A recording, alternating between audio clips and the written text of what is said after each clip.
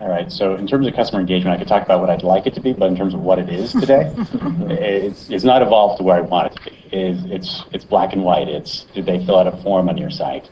Did they buy a product on your site? I mean, these are the types of black and white metrics that we look at, and they're not very engaging in terms of that long-term relationship with the customer. And marketing is not following that individual down, the product cycle or the service cycle, like I think we need to. So that's where we're at today. And I think those are the metrics that we're driven by, but I know we need to change to be more around getting their input in terms of product development, seeing how they're doing down the line in terms of their satisfaction levels with products. And we have done surveys and things like that, but it's not tied together in a nice, neat loop like it could be, I think. So I think customer engagement will change at B2B companies, but I haven't seen many doing it at the level that it's probably going to be in the next few years. So. That's great. Good. Thank you. So what do you guys see companies getting their customers to engage around? I mean, you talked a little bit about content. Can you talk more about, say, apps or services? CK, you mentioned the whole service is the new selling. Yes, Yeah. And I'll go into that in a second, but one thing I want to throw out there, which is probably the most refreshing way to engage customers, is instead of looking to be the star in the play, is to facilitate a way for your customers to talk to one another. And you know what, be in a supporting role. That is, when you start connecting them and you can be the platform and the enabler there, that is probably one of the most successful ways and one of the biggest ways that I advocate for engaging. Let them talk to one another. You'd be amazed. They will talk about you and ask you questions as well. Services, definitely the new selling. It's a study. You've got to be helping them. On the B2B side, you've got to be identifying their problems, solving their problems. Apps, for example, we're a real app-happy world right now, and I love apps as much as the next person, but it seems like everyone wants an app, and no one knows why. You need to clearly have a purpose for, are you going to solve a problem, which is engaging? Are you going to bring new benefits in? And how are you going to promote it? Because there's a lot of apps in that store right now, so you'll need to rise above that clutter. But those are two ways that I would really suggest engaging around, and that's just both on the social and mobile side. Right, great. So playing in the game, whether it's apps or having a Twitter account or being involved on Facebook, you name it. Yeah. At the very least, you're in the game. You're sort of Googleable. You're out there. And so, but that's not necessarily going to lead to monetization. Just being found doesn't necessarily lead to a sale. And so putting content out that's relevant to what you know they care about is a way to inform and educate them, which then leads to them know, like, and trust you. And that's where and they're not going to communicate with you unless they know, like, and trust you first. And so if it's an app that you're producing, then give it a purpose, have it, have a concept of that it's going to help someone first, and then that can lead to the know, like, and trust. And from there, communicate, they will directly communicate. Someone's waving at me. Hi. That's okay. Go ahead. But can't that life cycle take years, really? Yeah, there's two aspects to that approach, to actually having a purpose to everything you're doing. First, it's risky. Allowing the user base and your customers to talk freely, providing a platform for them to discuss you and their needs, there's a chance that they're not going to be happy with you, or that they really like the other guy better. So there's risk. But everything in marketing is a risk. And sometimes it works out, and sometimes it's the ponytails on Wendy's that didn't work, right? But everything's a risk. The second is that it takes time. And so you're right. If you're in a situation where you need to kill what you catch today, then you need to go through regular sort of lead generation tactics, direct marketing, even to the caller that calls you at dinner time.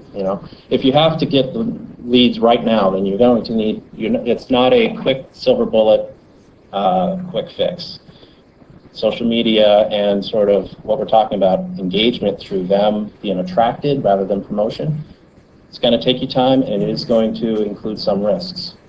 I don't think they're mutually exclusive either. I mean, you can certainly look for more of that targeted convert now type of marketing initiatives, and it's quite frankly, it's often an education to teach your customers in order to engage with you in a certain way, because that's not how you've done business before. So to me, I don't see them as mutually exclusive. I would actually advocate for typically both of those approaches. As a B2B marketing agency, talking to our customers, we get a month into a social media campaign and they say, "Oh, I don't see any money from this." Why should we continue? Yeah. Yeah, we're still in education. Yeah. I wish we could be to a point where we say industry standards say this, but they're just all over the board. But the thing about social media is, and this is the biggest learning curve, is that unlike a trade show where you work your butt off for 6 months and then those 3 days happen and you do your follow-ups and you don't worry about it until next year, no. Social media goes on and on and on and on and on and on. And it takes time. So, and clients don't want to hear that. But luckily, everyone's going through it. So they're not alone. Well, but I feel that, yeah, I heard that a lot. Yep. No, I was just going to say, still, it's not like marketing loses its purpose. There's still there should be a purpose for doing the social marketing and whatnot. You just have to put your arms around what that purpose is. So is it around customer service? Are we communicating a message? We've got customers in financial services, if there's issue in the markets, that they just need to communicate out. Can they get something out quicker through those channels, right? So is it on the customer service side? Is it on the corporate communication and the feasibility or quickness to market with my content and reaching a broader audience? So you still need to define what is the purpose that we're using these marketing tools for, and try to create some metrics. Because I'm a firm believer, it sounds like everyone is here, that if you can't measure it, can't affect it. So, there's got to be a reason you're doing it and something to measure, even though it doesn't have to be sales. Right? It could be reduction in customer service calls. You start thinking about all these different metrics. There's definitely a metric out there if you're doing it. So I have a bunch more questions that I could ask, but I'd love to hear from you guys, actually. So Barbara, you've been patient. Hold on, let me get you. I wanted to ask you, you baited us, but you didn't Yes. pull it all in. So at the beginning, you talked about the work that you are doing to personalize for your customer of one. And I was wondering if you could take us step by step to what you're doing behind the scenes to make that happen. Sure, I'll be quick about it, but 2 years ago, it started when we hired a person who has that background in terms of database marketing. So understands the marketing world, but understands and can navigate the world of databases. We didn't have that in our company. All our databases were financially oriented. You go into our data warehouse, you could find out how we're doing financially, but as a marketer, there wasn't a lot of good stuff in there. So he's been working to change the nature of our databases and to create a data mart where it pulls from the web, from our SAP system, from our Salesforce.com, all this data that we as marketers want to use. So you're making sure that you know about them through the different ways you could. Why did Yes. you purchase from what time? Exactly. All those characteristics that we want to know, that we can then do further analysis and look for different segments and how they behave and what other products they might want to buy. Or just plain and simple, just staying in touch with them and knowing who they are. I mean, that's where it starts. And then you can get fancy from there.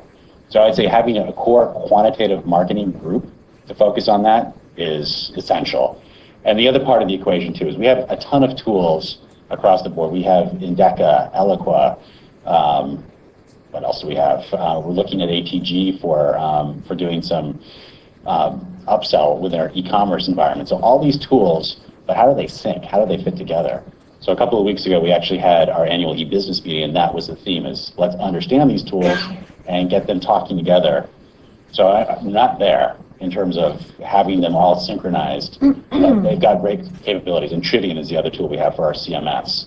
So once you get all these working together, you can display the content and built off the profiles or the behavior of people on your site. Yes, you're working So- with existing customers, because I was just wondering if I show up to your site and I've never showed up there before, how are you going to personalize it? Well, that's the implicit behavior that you're going to get. So you can do it for new customers as well when you understand, okay, if they go to these 3 pages, they must be this type of customer, therefore show this content. So you don't need to know the customers when you're talking about personalization either. But this is really hard stuff. So there's no doubt about it, but you need a team behind it. Brian's going to jump out of his seat and kill me if I don't say anything at this point, but I don't mean to hijack that,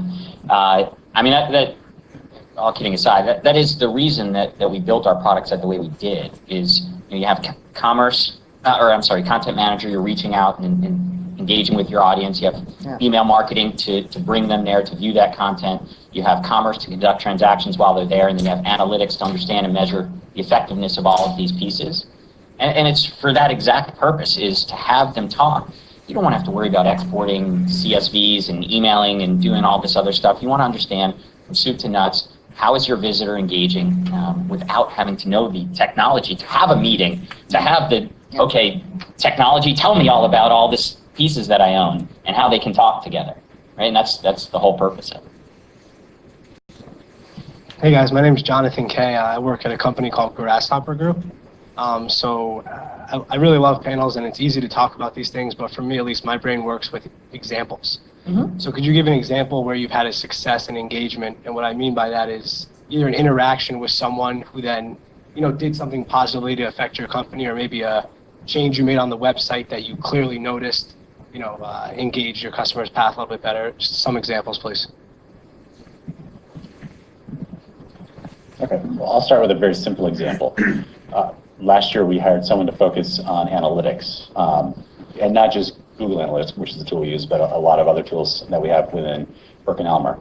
And we really hadn't zeroed in that in the past. So over the last year, he's been able to do a lot of A/B or multivariate testing for us.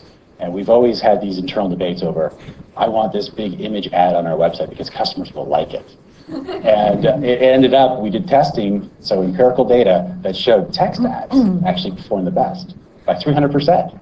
And no one could refute that. Now everybody wants to have a text ad. So, but this type of thing needs to continue. So these simple little things, continual testing, will get us to a better place in terms of conversions, and also make the customers happy because they can find the information that's hopefully relevant to them. So a simple little thing, but really important. So those are the kind of steps we're trying to build on top of.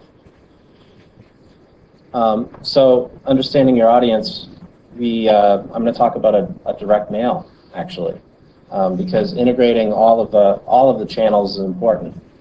We had about 1 million people on a list. We sent a third of it to a Pearl, which would go to a landing page with their name on it. Another one, which was a landing page, but is a little bit kind of a contest kind of thing. And the third was a direct mail with a BRC, business reply card, where you need to get a pen, like they still have these things. And so we sent that out to 1 million people. And for this particular audience, for this sort of life insurance product, the BRC beat out both channels, because this is a very sort of financial purchase. It's serious, I guess. And although we thought, you take risks, right? So we tried, and the Pearl did the least well. The regular landing page that sort of had to come to our website and interact with us. Which medium did the letter go out in? Did it go out always in paper? All 3 of them went out in paper. So that's part of it. One would go to yourname.thecompany.com. Another one was thecompany.com / the promotion item. And then the third was just fill out this BRC card. And the BRC was not included in the other 2. Another test we did, we had, so people who buy life insurance are having babies, buying a home, or getting divorced, unfortunately, or some of these major life stages. And so we knew in our database we had folks that have children and some that didn't, and so forth. So we sent a mailing with this beautiful picture of a baby on the front. It's a high gloss, really fancy. And another one was in a regular envelope that looked like someone typed with a typewriter their name on the front. Doesn't even have the company name on the front. The company name was on the back.